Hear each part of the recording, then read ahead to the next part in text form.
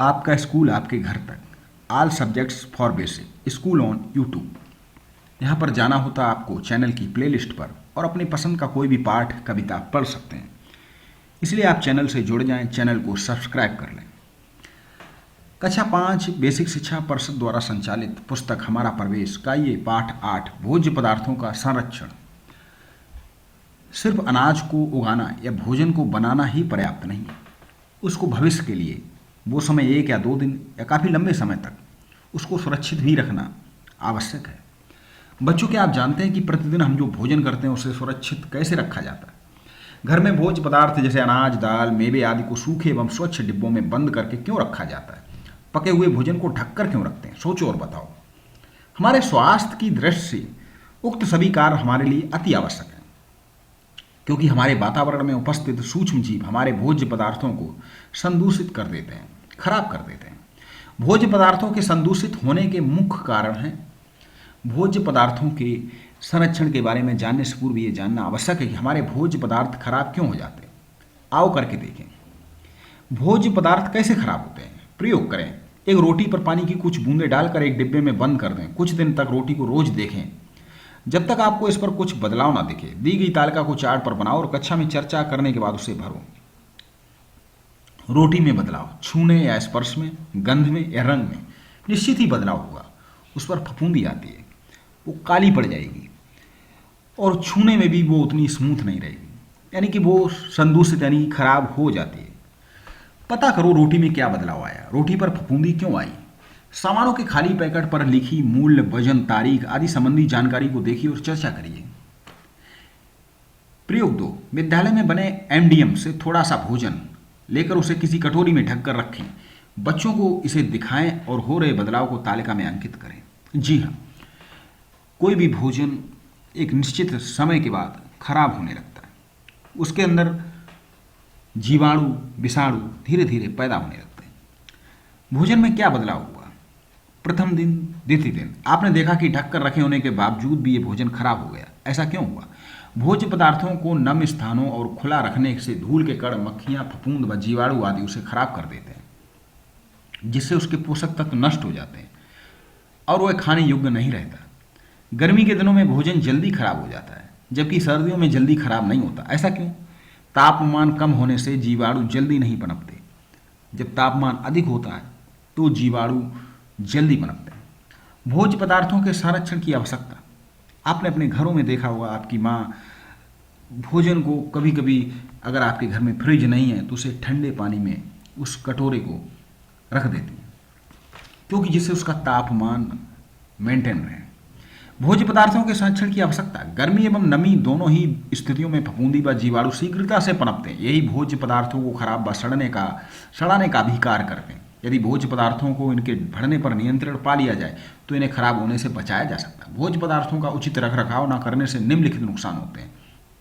उनमें फफूंदी लग जाती है, स्वाद खराब हो जाता है। तीसरा, भोज्य पदार्थों में पोषक तत्वों की कमी हो जाती है, घुन एवं कीड़े पड़ जाते हैं। हमारे स्वास्थ्य की दृष्टि से भोज्य पदार्थों को सुरक्षित रखना आवश्यक है। हम लोग शीत ऋतु में हरे ताजे मटर बड़े चाव से खाते हैं। आपने ग्रीष्म ऋतु में भी डिब्बा बंद हरी मटर देखा और खाया होगा। आलू तो हमें खाने के लिए सभी महीनों में मिलता है। आप सोचिए कि मटर और आलू को कैसे सुरक्षित रखते हैं। भोज्य पदार्थों जैसे गेहूँ, चना, दाल, चावल, अचार, मुरब्बा आदि को हम साल भर उपयोग कर सकें, इसके लिए उन्हें उचित विधियों से सुरक्षित रखना पड़ता है। इसलिए भोज्य पदार्थों के संरक्षण की विधियों की खोज की गई एवं उन विधियों के अनुसार भोज्य पदार्थों को संरक्षित करके रखा जाने लगा। आपके घर में अनाज और दालों को कीड़ों से बचाने के लिए क्या क्या उपाय करते हैं? भोज्य पदार्थों के संरक्षण की विधियां हैं। भोज्य पदार्थों के संरक्षण की निम्न विधियां हैं। सुखाना यानी कि निर्जलीकरण। धूप में भोज्य पदार्थों को सुखाना एक पुरानी तथा बहुप्रचलित विधि है। इस विधि में सूर्य की किरणों से प्राप्त ऊष्मा द्वारा भोज्य पदार्थों को सुखाया जाता है, जिससे उनमें उपस्थित जल की मात्रा बाष्पीकृत हो जाती और सूक्ष्म जीवों की वृद्धि के अवसर कम हो जाते। आचार रखने से पहले आपने देखा होगा कि उनको धूप में सिखाया जाता है। धूप में सूखने के बाद उनके अंदर की जो नमी होती है वो खत्म हो जाती है। धूप में अनाज, दालें, पापड़, बड़ी, चिप्स, सेवइयाँ, आंवला, गोभी, मेथी, आम आदि को सुखाया जाता है। चिप्स, मेथी की पत्तियाँ, पापड़, बड़ी आजकल कृत्रिम विधियों द्वारा भी निर्जलीकरण किया जाता है। सब्जियों में मटर, गोभी आदि को सुखाकर डिब्बों व थैलियों आदि में बंद करके रखा जाता है। ठंडे स्थान पर रखना। प्रशीतन। गुथे हुए आटे, हरी सब्जियां और फलों को गीले कपड़े से ढककर कुछ समय के लिए सुरक्षित रख सकते हैं। दूध, दही एवं पकी हुई सब्जी आदि भोज्य पदार्थों को किसी बर्तन में रखकर उन्हें ठंडे पानी में रखकर भी सुरक्षित किया जा सकता है। आजकल घरों में भोज्य सामग्री को सुरक्षित करने के लिए फ्रिज, रेफ्रिजरेटर का उपयोग किया जाता है। अधिक मात्रा में फल एवं सब्जियों को सुरक्षित रखने के लिए प्रशीतन गृह, कोल्ड स्टोरेज का उपयोग किया जाता है। आप पता लगाएं आपके आसपास कोई कोल्ड स्टोरेज है। लेकिन प्यारे बच्चों, एक बात कहना चाहता हूं कि फ्रिज जो रेफ्रिजरेटर है इसका उपयोग करना चाहिए, लेकिन कम से कम, क्योंकि इससे निकलने वाली CFC, क्लोरोफ्लोरोकार्बन, हमारे ओजोन परत में छिद्र करती है। दूसरी बात, फ्रिज का ज़्यादा ठंडा पानी भी हमारे लिए नुकसानदायक होता है। उबालना। उबालने की प्रक्रिया में अधिक तापमान के कारण हानिकारक जीवाणु नष्ट हो जाते हैं, इसलिए घरों में दूध को उपयोग पूर्व उबाला जाता है। पीने के पानी को भी जीवाणु रहित करने के लिए उबाला जाता है। रासायनिक एवं अन्य पदार्थों का प्रयोग। कुछ रासायनिक पदार्थ भी सूक्ष्म जीवों को उत्पन्न होने से रोकते हैं, जैसे सोडियम बेंजोएट व सिरका। सामान्य ज्ञान का प्रश्न है कि सोडियम बेंजोएट व सिरका। इसके अतिरिक्त नमक, चीनी, तेल आदि का उपयोग भी भोज्य पदार्थों के संरक्षण में किया जाता है। नमक और चीनी ये बहुत ही प्रमुख वस्तुएं हैं, चीज़ें हैं जो भोज्य पदार्थों को संरक्षित करती हैं। जैसे आम, सेब, अंगूर, अमरूद, आंवला आदि को संरक्षित रखने के लिए उन्हें चीनी की गाढ़ी चाशनी में पकाते हैं और मीठा अचार, मुरब्बा, चटनी आदि के रूप में संरक्षित करते हैं। कच्चे आम, करेला व मिर्च के अचार बनाते हैं व तेल व नमक डालकर संरक्षित करते हैं। भोज्य पदार्थों के संरक्षण में रासायनिक पदार्थों का उपयुक्त मात्रा में ही करना चाहिए। अधिक मात्रा में उपयोग इनका स्वास्थ्य के लिए हानिकारक है। पांचवी विधि, गर्म करके तुरंत ठंडा करना। इसको कहते हैं पाश्चुरीकरण। पाश्चुरीकरण की प्रक्रिया में सर्वप्रथम दूध को 70 डिग्री सेल्सियस तापमान पर गर्म किया जाता है, फिर तुरंत 0 डिग्री सेल्सियस पर ठंडा किया जाता है, यानी कि बिल्कुल उसको ठंडा किया जाता है। इससे दूध में उपस्थित हानिकारक जीवाणु नष्ट हो जाते हैं। इस प्रकार दूध को साफ बोतलों या पैकेट में बंद करके दूध डेयरी पर बेचा जाता है। दूध खरीदते समय उसकी डेट अवश्य देखें। वर्तमान समय में उपलब्ध भोज्य पदार्थों को भविष्य हेतु सुरक्षित रखने के लिए किए जाने वाले उपायों को भोज्य पदार्थों का संरक्षण कहा जाता है। आपके घर में भी भोज्य पदार्थों को संरक्षित करने के लिए कुछ उपाय किए जाते होंगे। इन्हें नीचे दी गई तालिका में लिखें। दूध उबालकर, तो पके हुए चावल किस तरह, हरी धनिया गीले कपड़े में लपेट कर, तो अनाज किस तरह, जी हाँ उसमें दवा लगाई जाती है। आलू किस तरह, पके आम किस तरह आप सुरक्षित करते हैं। संरक्षण का महत्व। खाद्य सामग्री को घुन, फफूंदी, अन्य कीटाणुओं से सुरक्षित करना।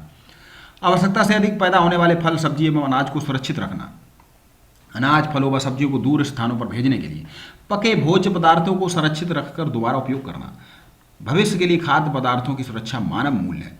भारत के अधिकतर खाद्य पदार्थों का उत्पादन मौसम के अनुसार होता है। कुछ लोग वर्ष भर के लिए अनाज व दालें खरीद लेते हैं, क्योंकि जिस मौसम में उनका उत्पादन होता है तो उस मौसम में ये कम दाम पर उपलब्ध हो जाते हैं। इन खाद्य पदार्थों को उचित ढंग से संरक्षण करना चाहिए, नहीं तो खराब भी हो सकते हैं। सरकार भी भंडार गृहों में गेहूं, चावल, दाल आदि का भंडारण करती है, जिससे देश में इनकी कमी न हो पाए। किसान भी जब अनाज को उगाता है तो अपने खाने के लिए वर्ष भर का अनाज रखकर शेष बेच देते हैं। इन खाद्य सामग्री को सुरक्षित रखने अधिक दिनों तक प्रयोग में लाते हैं। अपने रसोई घर में जो खाने पीने की कुछ चीज़ें चुनकर लिखिए, जो 1-2 दिन में खराब हो सकती, हफ्ते भर तक खराब नहीं होती, महीने भर तक खराब नहीं होंगी। विशेष मौसम में मिलने वाली खाद्य वस्तु,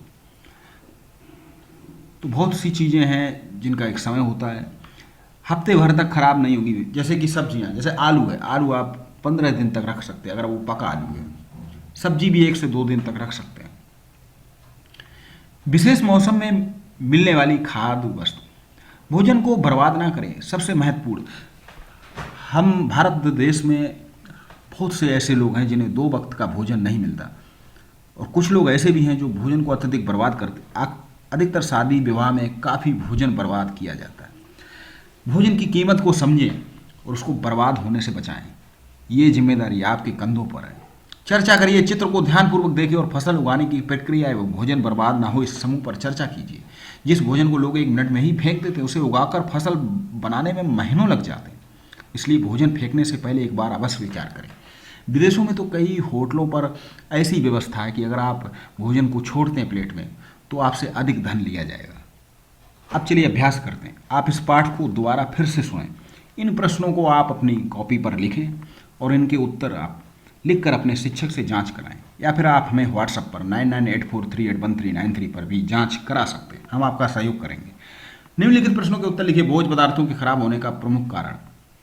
भोज्य पदार्थों के संरक्षण की विधियां कौन कौन सी हैं? निर्जलीकरण से आप क्या समझते हैं? तो खराब होने का प्रमुख कारण तापमान, जीवाणुओं का उत्पन्न होना। भोज्य पदार्थों के संरक्षण की विधियां, कई विधियां हमने बताई इस पाठ के माध्यम से, आप उनको दोबारा फिर से सुने। निर्जलीकरण यानी कि उसके अंदर के पानी को सुखाना। भोजन की गुणवत्ता को बनाए रखने के उपाय। रिक्त स्थानों की पूर्ति कीजिए, सभी जीवों के लिए भोजन आवश्यक है। भोजन पर मक्खियां बैठकर उसे दूषित कर देती हैं। दूध को उबाल कर संरक्षित करते हैं। सब्जियों को काटने से पहले अच्छे से धुलना चाहिए। आपको यहाँ पर मिलान करना है, भोज्य पदार्थों को ढककर रखना चाहिए। फलों को खाने से पहले धोना चाहिए। इसी तरह सही और गलत का निशान लगाना। यहाँ पर ये देखिए, छिपकली, घुन, चूहा, मक्खी, ये हमारे भोज्य पदार्थों को नुकसान पहुँचाते हैं। तो चलिए फिर से मिलते हैं आप अगले पाठ पर, आपसे मुलाकात होगी। आप चैनल को सब्सक्राइब कर लें, चैनल से जुड़ जाएं और पढ़ते रहें। दिन में कम से कम 6 घंटे आप अध्ययन करें और कम से कम प्रतिदिन एक पाठ हिंदी और अंग्रेजी की सुलेख करें। आप सभी को बहुत बहुत प्यार, बहुत बहुत नमस्कार।